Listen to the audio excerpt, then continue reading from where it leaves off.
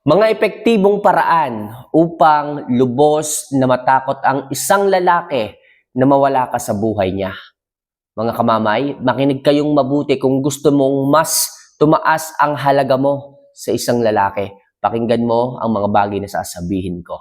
Huwag na natin masyadong patagalin. Simulan na kaagad natin ang ating topic ngayong umagang ito.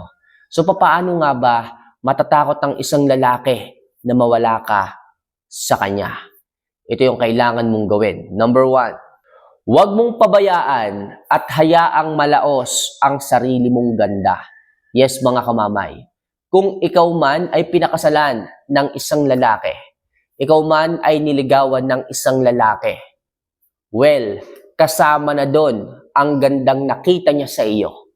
Kaya ngayon pa lang sa umpisa ng video ito, sinabi ko na sa iyo na huwag mong papabayaan ang itsura mo. Huwag mong papabayaan ang ganda mo sapagkat isa niyang factor kung bakit ka ginusto ng isang lalaki. Be practical na tayo dito mga kamamay. Unang ugali mo, pangalawang itsura mo. Kaya napakahalaga pagdating sa isang lalaki na mapangalagaan mo ang itsura mo, na mapangalagaan mo kung anuman ang nakita niya sa iyong itsura. Well, wag mo sanang hayaan na malaos. Yung iba kasing mga babae dyan, after nilang maikasal, after nilang maging sila, after nilang maging 10 taon, nagiging kampante na sila sa isang relasyon, which is, hindi po yun tama. Araw-araw, higitan mo ang ikaw kahapon.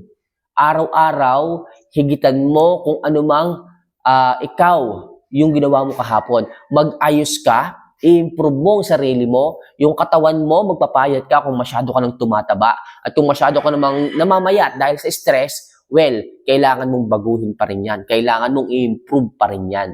Sapagkat napakarami na ngayon ng relasyon na nasisira dahil sa kapabayaan ng isang babae sa kanyang itsura. Ayoko na sa simpleng paraan o sa simpleng bagay na yan, malaki yung naapektuhan sa inyong relasyon.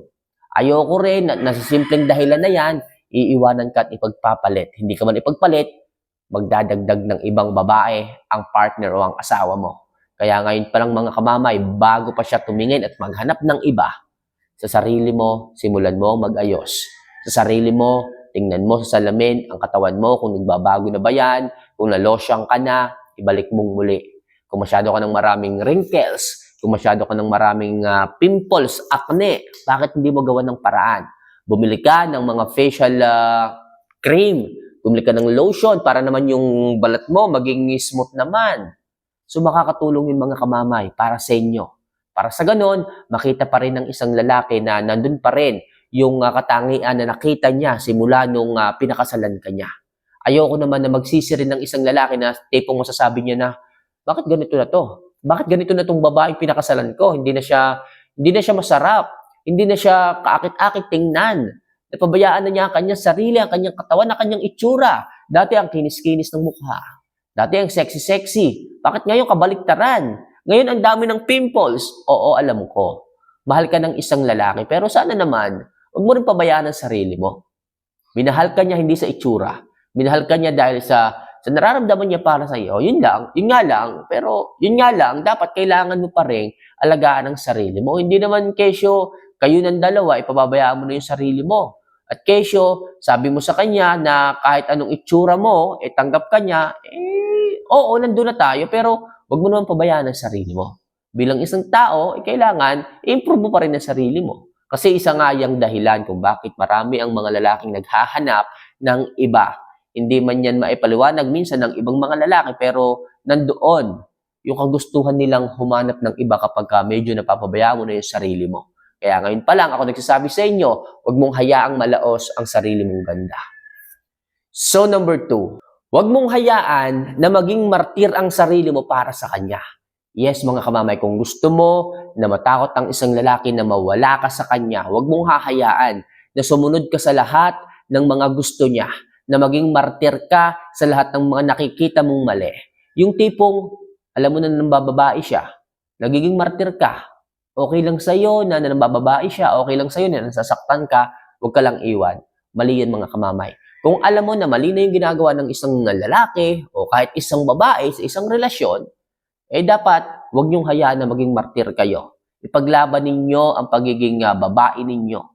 Kung alam nyo na niloloko na kayo, bakit hindi kayo muna lumayo? Bakit hindi muna kayo maglaylo sa kanya, mag-no contact rule kayo kapag hindi nagbabago? Para sa ganun, makita ng isang lalaki ang halaga mo. Para sa ganun, matakot ng isang lalaki na mawala ka. Kasi, hindi matatakot ang isang lalaki na mawala ka hanggat hindi mo yung ginagawa. Hanggat hindi mo tinitigilan ang sarili mo na maging martir.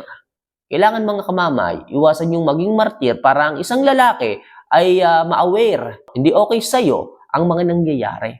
Kasi, pag nakikita ng isang lalaki na okay lang sa'yo yung kanyang panloloko, kasi masarap naman talaga sa pakiramdam ng manloko eh. Kasi bakit? Nagagawa mo yung mga gusto mo. Nagagawa mong sumaya sa iba habang nasa relasyon ka. Masaya yan. Pero yun nga lang, kung talagang mahal mo yung isang tao, iingatan mo yung kanyang damdamin. 'Di ba? Iingatan mo yung kanyang pagmamahal para sa iyo. Pero kung ikaw nga na minamahal ng lalaki at siya ay naghahanap ng kasiyahan sa iba at hindi mo ipinapakita na apektado ka sa kanyang mga ginagawa, iisipin niya na okay lang sa iyo na mambabae siya. Okay lang sa iyo na masaktan ka. Okay? Which is minsan kasi hindi na napapansin ng isang lalaki yun eh. Okay lang sa kanya na nambababae siya, hindi ka naman nagre-react. Ibig sabihin, okay lang din sa iyo. So, kung nagre-react ka, okay, kung pinaparamdam mo sa kanya na maaari kang mawala, maaalarma ang isang lalaki. Titigil siya sa kanyang kalokohan. Titigil siya sa kanyang mga ginagawang hindi tama. Kasi, pwede kang mawala. Kasi mas mahalaga ka dun sa kanyang nakikitang babae. Kasi mas mahalaga ka doon sa pinili niyang babae na, okay, na second option niya. Okay? So, iiwanan niya yon. Kung ipapakita mo na hindi ka martir, kung ipapakita mo na handa kang lumayo at mawala. Kaya please, huwag kang maging martir kung gusto mo na matakot ang isang lalaki na mawala ka sa buhay niya. So next, bawasan mo ang pagkahumaling mo na i-message at replyan siya. Yes mga kamamay, ang hirap din kasi sa ibang mga babae na in love lang. Okay, na in love lang. Masyado ng maraming message, masyado ng maraming chat, masyado ng maraming oras sa lalaki. Huwag kayong ganyan mga kamamay. Bababa ang tingin, ang value ninyo pagdating sa isang lalaki. Kamamay, paano mangyayaring bababa? Ang dami na nga ng oras na binibigay ko sa kanya eh.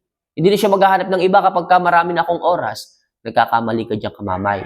The more na marami kang oras sa kanya, the more na malimit kang mag-message, mag-reply, mag-chat sa kanya, bababa ang tingin sa'yo ng isang lalaki. Bakit? Iisipin niya na sa kanya na lang umikot ang mundo mo. Sa kanya na lang umikot ang oras mo, which is ayaw ng mga lalaki yan, na nanawa sila. At pag nanawa sila sa inyong atensyon, maghahanap sila ng atensyon sa iba. Mas gusto ng isang lalaki na nag-iisip sila. Mas gusto ng isang lalaki na namimiss ka nila. At mangyayari lang yon kung babawasan mo ang oras mo, babawasan mo ang atensyon mo, babawasan mo ang pag-message mo sa kanya. Kaya please, huwag masyadong mabilis mag-reply, maraming oras sa kanya para ang isang lalaki ay maghanap sa iyo at matakot siyang mawala ka sa kanya. So next, huwag palaging manlimos ng oras sa kanya. Yes, mga kamamay. Yung mga babae dito, ang hirap eh. Kapag hindi nabibigyan ng oras, nagmamakaawa. Pag hindi nabigyan ng oras, nanlilimos. Nagiging needy, na may pressure. Huwag kayong ganan. Kamamay, masama bang maghanap ng oras sa lalaking mahal ko? Hindi naman masamang maghanap. Pero kung nagiging needy ka na, yun ang mahirap, yun ang masama. Sapagkat nape-pressure mo ang isang lalaki. Sapagkat naririndi ang isang lalaki kapag maya ka na humingi ng oras sa kanya. Kapag nanlimos ka na ng oras sa kanya, ibig sabihin, bumababa na yung value mo sa kanya. Hayaan mong siya ang magbigay. Pwede kang magsabi, babe, parang di tayo nakakasimba. Huwag mo na lang uulit-ulitin. Alam niya na yon, narinig niya na yon. Kaya please, huwag kang magiging needy. Anong dapat mong gawin? Kung nasabi mo na sa kanya at hindi siya nagre-respond sa iyong mga request na oras, well, pwede kang gumawa ng paraan para makita niya na kailangan mo ng oras. Pwede kang lumabas kasama mga kaibigan mo, mga mahal mo sa buhay. Magpaalam ka sa kanya, sabihin mo, babe, pwede ba kaming sumimba ng mga kaibigan ko kasi alam ko medyo busy ka, hindi mo rin ako mabigyan ng oras. Okay lang ba na sumimba kami? Saglit lang to kahit every weekend lang. Okay, so ngayon, pag pinayagan ka niya, magpakasaya ka. Sabihin, tumawa ka, ngumiti ka, pero huwag kayong magiinom ha, yung iba kasi dyan. Sabi kasi ni kamamay, magsaya daw. Kaya nag-inuman kaming magkakaibigan. Huwag ganon. Kasi aabusuhin mo yung ibinigay sa yung tiwala ng lalaki. So, ang akin lang dito, magpakasaya kayo. What I mean is, kumain kayo sa labas, or uminom kayo ng milk tea. Okay? Basta makita lang ng isang lalaki na masaya ka, kasama yung mga kaibigan mo, makikita yon. At pag nakita yon ng isang lalaki na umingiti ka sa mga kaibigan mo, isipin niya na, dapat pala ako nagbibigay ng oras sa kanya. So ngayon, matatakot siya na mawala ka. Paano matatakot? Kasi baka possible, isa sa mga kaibigan mong yun, lalo na kung may mga lalaki, is makuha niya ang atensyon mo. So, hindi papayagan ng isang lalaki, ng asawa mo, ng jowa mo na mangyari yon, kaya siya na yung magbibigay ng oras sa iyo. Kaya kung ako sa inyong mga kamamay, huwag kayong magiging needy. Imbes kayong gumawa ng paraan kung paano kayo hahabulin ng isang lalaki at matatakot siya na mawala ka sa buhay niya. And last, huwag mo masyadong ipakita na mahalaga siya sa iyo. Yes, mga kamamay. The more na ipinapakita mong sobrang halaga niya sa iyo, the more na nababawasan naman ang halaga mo sa kanya. Kamamay, anong ibig mong sabihin? Kasi, the more na pinapahalagahan mo yung isang lalaki, yung tipong lagi mo sinasabi na mahal mo siya, lagi kang tawag ng tawag, lagi kang nangungulit sa kanya, kasi nga, mahal mo siya eh. Kasi nga, gusto mo laging kausap siya. So, kapag ka ganun mga kamamay, unti-unti namang nababawasan ang halaga mo sa kanya. Kasi nga, masyado ka ng maraming oras sa kanya eh. Pinaparamdam mo sa kanya palagi na sobrang mahal mo siya. Pwede mong sabihin mahal mo siya. Pwede mong sabihin mahalaga siya. Pero huwag yung palaging met-maya. Kasi nananawa eh. At doon nagkakaroon ng pag-iisip ang isang lalaki na, bakit hindi kaya ako gumawa ng pagkakamali? Mahalaga naman ako dito sa babae na to. Sigurado ako kahit magkamali ako, tatanggapin pa rin niya ako eh. Di siya nagkakaroon ng idea na gumawa ng pagkakamali. Which is, sa sobrang pagpaparamdam mo sa kanya na sobrang halaga niya sa iyo, naiisip niya na yung ganung bagay. Yung tipong kahit lokohin ka niya, hindi mo siya kayang iwan. Kasi nga, sobrang halaga niya na sa iyo eh. Pero kung may isip ng isang lalaki na sapat lang yung pagmamahal mo para sa kanya, kung may isip ng isang lalaki na sapat lang yung halaga niya para sa iyo, at anytime kapag gumawa siya ng pagkakamali, maaari siyang maiwanan, maaari mo siyang iwanan, doon nagkakaroon ng takot ang isang lalaki. Kaya sinasabi ko, sapat lang ang ibigay niyong pagmamahal sa kanya. Huwag sobra-sobra. So yun lang muna sa ngayon mga kamamay, mga bagay na kailangan niyong gawin upang lubos na matakot ang isang lalaki na mawala ka sa buhay niya. For more love advice and tips tungkol sa pag-ibig, huwag kalimutan na mag-subscribe, mag-like at mag-comment dito. So next video, sa mga magko-comment dyan na gusto ko shoutout, ako pong bahala sa inyo. Basta mag-comment lang kayo dito. Next time, next video, shoutout ko po kayo. So paano mga kamamay, see you for our next vlog. Paalam, mahal ko po kayo.